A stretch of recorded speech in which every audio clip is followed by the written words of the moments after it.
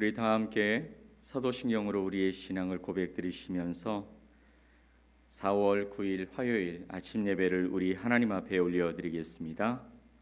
나는 전능하신 아버지 하나님 천지의 창조주를 믿습니다. 나는 그의 유일하신 아들 우리 주 예수 그리스도를 믿습니다.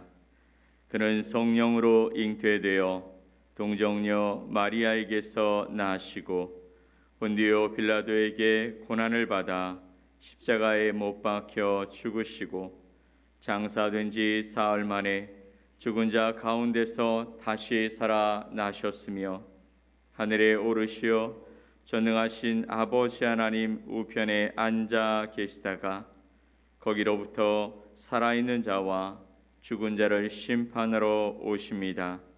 나는 성령을 믿으며 거룩한 공교회와 성도의 교제와 죄를 용서받는 것과 몸의 부활과 영생을 믿습니다. 아멘. 찬송가 325장 찬송 함께 하나님 앞에 올려드리겠습니다.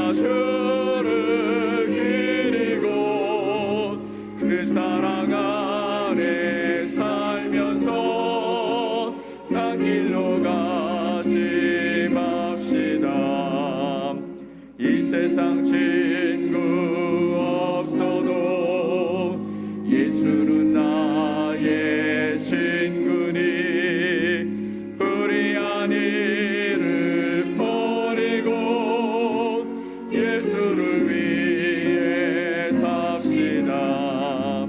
날마다 주를 섬기며 언제나 주를 기리고 그 사랑 안에 살면서 딴 길로 가지 맙시다. 주께서 심판하실 때 잘했다 칭찬하리니 이러한 상급 받도록 예수를 위해 삽시다.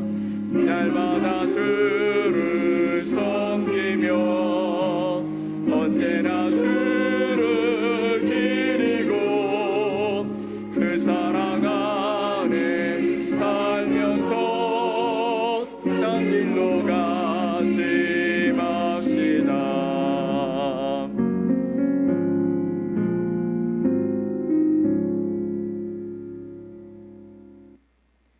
오늘 함께 보실 말씀은 마태복음 5장 7절 말씀입니다. 마태복음 5장 7절 말씀을 우리 한 목소리로 합독해서 말씀을 보겠습니다. 긍휼히 여기는 자는 복이 있나니 그들이 긍휼히 여김을 받을 것이미요. 아멘. 긍휼히 여기는 자는 복이 있나니 그들이 긍휼히 여김을 받을 것이미요. 오늘 마태복음 5장 7절의 말씀을 통해서 긍휼히 여기는 자는 복이 있습니다 라는 제목으로 여러분과 하나님의 말씀을 나누겠습니다. 계속해서 팔복의 말씀을 나누는데 오늘은 다섯 번째 복인 긍휼에 대해서 함께 살펴보려고 합니다. 긍휼이라는 단어는 지금은 우리가 일상생활 속에서 자주 사용하는 단어는 아니지만 성경에는 약 300번 정도 등장하기에 우리가 그 의미를 살펴볼 필요가 있습니다. 이는 영어 성경에 보면 mercy 또는 compassion이라고 표기하기도 하고요. 한글로 번역해 본다면 가엾게 여기는 마음, 또 불쌍히 여기는 마음 정도로 번역해 볼 수 있습니다. 그런데 구약 성경 히브리어에서는 이 긍휼이 자궁이라는 뜻을 가지고 있습니다. 이 같은 것은 자궁에서 나온 형제에 대하여 가지는 감정으로서 단순히 불쌍히 여기는 마음을 넘어서는 깊은 공감을 표시하는 단어입니다. 그들 가운데, 형제들 가운데 그 안에서 깊은 유대와 공감을 할 수 있는 특별한 관계가 되어진다라는 것이죠. 그리고 이 단어는 보통 하나님의 마음을 대변할 때 사용되어집니다. 창조주이신 하나님께서 피조물인 우리들의 마음에 깊이 공감하신다라는 것이죠. 우리와 함께 하시고 우리를 이해하신다라는 것입니다. 그러면 이 긍휼이 성경에는 어떻게 사용되고 있을까요? 이사야서 49장 15절 말씀을 보면 이렇게 기록되고 있습니다. 함께 읽어볼까요? 여인이 어찌 그 젖먹는 자식을 잊겠으며 자기 태에서 난 아들을 긍휼히 여기지 않겠느냐? 그들은 혹시 잊을지라도 나는 너를 잊지 아니할 것이라. 아멘. 여인이 어찌 그 젖먹는 자식을 잊겠으며 자기 태에서 난 아들을 긍휼히 여기지 않겠느냐? 그들은 혹시 잊을지라도 나는 너를 잊지 아니할 것이다 라고 말씀하십니다. 젖먹이를 먹이는 어머니의 그 마음으로 이 긍휼을 소개하고 있습니다. 이 어머니는요, 보호와 또 보호의 손길이 없이는 살아갈 수 없는 어린 아기에게 정성을 다하여 젖을 먹이는 어머니의 그 마음을 표현하고 있고요. 그 마음이 곧 우리를 향하신 하나님의 마음이라고 말씀하고 있는 것입니다. 또 예레미야서 31장에 있는 말씀을 보면 이렇게 말씀하십니다. 에브라임은 나의 사랑하는 아들 기뻐하는 자식이 아니냐? 내가 그를 책망하여 말할 때마다 깊이 생각하노라. 그러므로 그를 위하여 내 창자가 들끓으리니 내가 반드시 그를 불쌍히 여기리라. 여호와의 말씀이니라 라고 말씀하셨습니다.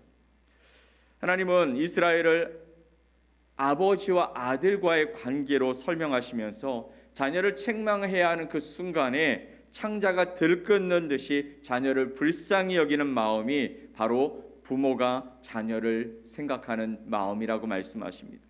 여기서 말씀하고 있는 그 창자가 들끓는 마음, 내가 반드시 그를 불쌍히 여기리라 하고 하는 그 마음이 바로 긍휼한 마음인 것이죠. 또 신약에서는 어떻게 표현하고 있냐면 이 말씀이 더욱 구체적으로 나타납니다. 누가복음 10장 33절에서 예수님께서는 강도 만난 자를 돕는 사마리아 사람의 마음을 불쌍히 여겨라고 표현했습니다. 이 단어가 바로 긍휼인 것이죠. 제사장도 레위인도 다 죽어가는 자를 지나쳤습니다. 하지만 한 사람 사마리아인은 그를 보고 긍휼히 여겼다라고 말씀하시죠. 그리고 그를 보살폈습니다. 만약에 사마리아인의 손길이 없었다면 강도 만난 자는 틀림없이 죽었을 것입니다. 이처럼 긍휼한 마음은 생명을 살리는 적극적인 마음이 됩니다. 비슷한 내용이 누가복음 15장 20절에도 등장합니다. 둘째 아들은 아버지의 유산을 모두 탕진하고 짐승 같은 삶을 살다가 아버지에게 돌아가기로 결심합니다. 그가 마을 어귀에 도착했을 때 아버지는 아들을 향해서 전력으로 달려와 그를 끌어안으며 맞이했다라고 성경은 말씀하고 있죠. 이런 아버지의 행동을 단순히 아들을 향한 불같은 불쌍한 마음을 가지고 그를 반기는 마음 정도로만 생각한다면 그것은 오해입니다. 신명기 21장 20절로 21절 말씀을 보면 패역한 이 아들은 성읍의 모든 사람들이 돌로 쳐 죽일 수 있다라고 성경은 말씀하셨습니다. 그것이 율법이라는 것이죠. 그런데 이 둘째 아들은 바로 그 패역한 아들에 해당되어집니다. 아버지가 돌아가시지 않았을 때 유산을 나눠달라고 요청했고, 그 유산을 가지고 아버지를 섬기는 것이 아니라 그는 이방 땅으로 들어가서 탕진하며 그렇게 살아가다가 결국은 다 망하고 아버지께로 돌아오는 아들이 되었습니다. 만약에 이 돌아온 아들이, 둘째 아들이 아버지 외에 다른 사람을 먼저 만나게 된다면 그 사람들은 그를 돌로 쳐 죽일 수 있었다라는 것이죠. 그것을 막기 위한 유일한 방법이 무엇이냐면, 다른 사람들이 그 아들을 발견하기 전에 먼저 아버지가 찾아가서 그 아이를 안고 감싸는 것밖에 없었다라는 것입니다. 이것이 바로 긍휼, 불쌍히 여기는 마음이 표현인 것이죠. 정리하자면 긍휼은 자신의 백성을 향해 불같이 일어나는 하나님의 사랑과 자비의 마음입니다. 단순히 불쌍히 여기서 동정하는 그런 마음이 아니라는 것이죠. 우리는 하나님의 긍휼이 없었다면 모두 죽을 수밖에 없는 존재였습니다. 강도를 만나 거의 죽게 된 사람이 바로 저와 여러분입니다. 아버지에게 패역해 돌에 맞아 죽어야 했던 그 아들이 바로 저와 여러분이었던 것입니다. 그런데 우리 주님은 패역하고 또 강도 만나서 죽게 되어진 우리를 긍휼한 마음으로 살리신 것이죠. 또한 이 긍휼함은 이 땅에 오신 예수님이 펼쳐 보이신 마음이었습니다. 마태복음 9장 35절 36절 말씀을 볼까요? 같이 한번 읽어보겠습니다. 예수께서 모든 도시와 마을에 두루 다니사 그들의 회당에서 가르치시며 천국 복음을 전파하시며 모든 병과 모든 약한 것을 고치시니라. 무리를 보시고 불쌍히 여기시니 이는 그들이 목자 없는 양과 같이 고생하며 기진함이라. 아멘. 무리를 보시고 불쌍히 여기시며 그들의 삶을 고치시고 그들과 함께 하셨던 그 모든 일은 도대체 왜 있었냐면 이들이 목자 없는 양과 같이 고생하며 기진했기 때문이라고 말씀하십니다. 그들을 바라보며 불쌍히 여기시는 마음이 바로 무엇이냐면 긍휼한 마음이었던 것이죠. 예수님은 병자를 고치실 때에도, 소경의 눈을 뜨게 하실 때에도, 또 안진뱅이를 일으키시고 중풍병자를 낫게 하시고 또 떡 7개와 물고기 2마리로 4,000명을 먹이셨던 그 이유가 뭐냐면 바로 무리를 불쌍히 여기는 긍휼한 마음이었다라는 것입니다. 예수님이 죽은 외아들을 붙들고 통곡하며 울고 있었던 이 나인성의 과부를 긍휼히 여기실 때에 그 아들은 그 생명을 다시 얻게 됩니다. 예수님은 인간의 슬픔과 고통을 아시는 분이십니다. 인간의 절망과 상실감 속에 찾아오셨고 그것을 알아채시는 분이십니다. 인간이 얼마나 외롭고 또 얼마나 쉽게 상처받을 수 있는 존재인지 아시고 우리를 끌어안으시는 분이십니다. 긍휼의 마음이 없으면 하나님의 정의가 이루어지지 않고 거기에는 생명의 역사가 나타나지 않는다라는 것이죠. 마태복음 9장 13절 말씀을 보면 예수님이 이렇게 말씀하십니다. 너희는 가서 내가 긍휼을 원하고 제사를 원하지 아니하노라 하신 뜻이 무엇인지 배우라. 너희는 가서 내가 긍휼을 원하고 제사를 원하지 아니하노라 하신 뜻이 무엇인지 배우라고 말씀하십니다. 예수님은 우리가 하나님 앞에 예배하는 것을 너무나 기뻐하시는 분이십니다. 요한복음에도 예배하는 자가 영과 진리로 하나님 앞에 나가 예배하라고 말씀하시며 예배하는 삶에 관해서 강조하셨던 분이십니다. 그런데 오늘 말씀에 뭐라고 말씀하십니까? 너희는 가서 내가 긍휼을 원하고 제사를 원하지 아니하노라 하신 뜻이 무엇인지 배우라고 말씀하시는 것이죠. 여러분 마태복음 18장 23절 말씀 이하에 보면 예수님께서 천국은 그 종들과 결산하는 어떤 임금과 같다라고 비유를 하셨습니다. 근데 이 말씀 속에서 임금과 결산할 때에 1만 달란트 빚진 자가 바로 임금 앞에 나와서 고백합니다. 이 빚을 도저히 갚을 수 없습니다. 용서해 주시고 이것을 탕감해 주십시오. 애원하는 그 사람을 바라보며 임금은 그의 사정을 듣고 그를 보고 그 빛을 탕감해 주었다라고 말씀하시죠. 말로 표현할 수 없는 은혜를 받은 이 종은 나가면서 정말 기쁨과 환희의 노래를 불렀을지도 모르고 뛰며 춤추었을지도 모릅니다. 그런데 나가다가 자신에게 100데나리온을 빚진 자를 만나게 되어지죠. 그를 향해서 말합니다. 그 빚 당장 갚아라. 그의 멱살을 잡으며 그를 다그쳤습니다. 그는 간청합니다. 제발 좀 참아주십시오. 제가 곧 갚겠습니다. 그런데 그의 말은 듣지도 않고 그 사람을 감옥에 가두었다라고 말하죠. 이 사실을 그 동료가 보고 임금에게 알렸습니다. 이 소식을 들은 임금은 크게 노했죠. 그러면서 말하기를 네가 빌기에 내가 네 빚을 전부 탕감하여 주었거늘 내가 너를 불쌍히 여김같이 내 동료를 불쌍히 여기지 아니하였느냐 하면서 그 빚을 다 갚도록 하고 감옥에 집어넣었다라고 말씀하고 있는 것이죠.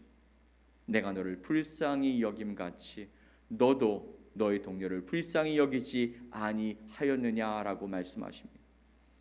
긍휼은요, 마음만 먹는 것이 아닙니다. 긍휼은 행동하는 것이죠. 긍휼한 마음이 진짜라면 그 결과 누군가는 반드시 그에 따른 은혜를 입게 된다라는 것입니다. 우리는 우리 주변의 사람들을 돌아볼 수 있어야 합니다. 지난주일 말씀을 나누면서 이런 이야기를 여러분과 나누었죠. 속도를 줄이면 사람이 보입니다 라는 것이죠. 속도를 줄이면 우리 주변의 사람들이 보여집니다. 우리의 욕심의 속도를 줄이면 그때 비로소 주변에 도움이 필요한 사람들이 보이는 것이죠.